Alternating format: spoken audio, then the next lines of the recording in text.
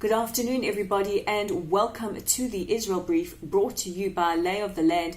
I'm your host, Rolene Marks, and every day I bring you the latest news and headlines making the news in Israel. But today there is only really one major story making headlines, and today's edition of the Israel Brief will be a special report. So this is the story and updates as we know. We know that at about 20 past 5 this morning, sirens rang out across the Sharon region of Israel, which is in the center, as news broke that a rocket fired from the Gaza Strip struck a house in Michmoreshet, obliterating the house, which was ablaze for quite a while, and injuring 7 civilians. It is a miracle. If you look at the footage of the house, it is an absolute miracle that the family managed to escape this alive. At the moment, the oldest member of the family is being kept in Beilinson Hospital for observation, as well as a 8-month-old toddler. The missile strike also killed the family's 4 dogs and damaged at least 30 other houses with shrapnel and debris in the area. Now, this is the furthest that a rocket has reached in Israel, and you can be sure that following the 2 rockets fired towards Tel Aviv just 9 days ago, and subsequently other rocket attacks on the south of Israel, the response to this is going to come, and it's going to be more harsh than previously. I don't want to say that Israel is going to go to war with Gaza. I think that both sides are going to want to avoid a wartime scenario. To date, Islamic Jihad have said that if Israel attacks the Gaza Strip, they will hit back with serious reprisals. And Hamas have said that it is not them that fired the rocket, and it is not in their best interest to do so.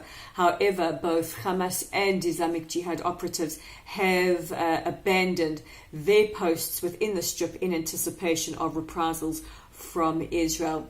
Now, even though Hamas have denied responsibility or have not claimed responsibility for these rocket attacks, the IDF and the State of Israel hold Hamas responsible for the firing of rockets from the Gaza Strip into Israel, and the IDF saying that these rockets were fired from Hamas missile launchers. This does not come at a good time for Hamas because of rising protests within the Strip, as ordinary Gazans protest high taxes and the rising cost of living within the Strip. Hamas has continued to round up journalists and human rights activists, as well as into the homes of ordinary Gazans to intimidate them. This will also show that Hamas is losing control over the Gaza Strip because they are unable to rein in other terror entities.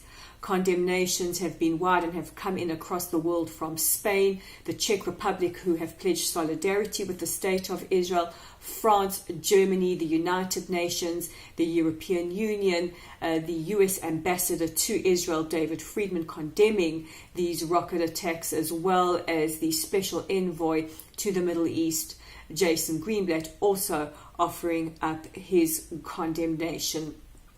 Prime Minister Netanyahu was en route to Washington to meet with President Donald Trump and address the AIPAC conference, but will head back to Israel after signing the US declaration on the Golan Heights. As soon as news of the attacks broke, the Prime Minister spoke to his IDF Chief of Staff, the Ramatkal, as well as his cabinet, and have discussed how Israel will respond.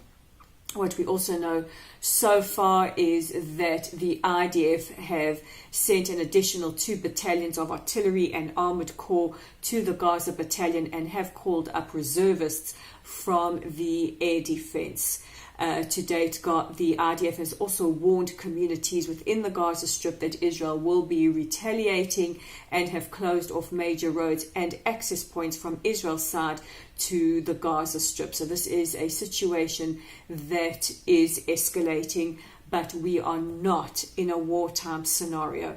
It's very important to clarify that because to say that Israel is at war with Gaza is quite severe and quite serious, and both sides are going to want to avoid that, especially as we head towards a major election in under 2 weeks' time. Now, the story, there are massive updates to the story, and they're coming in fast and furious.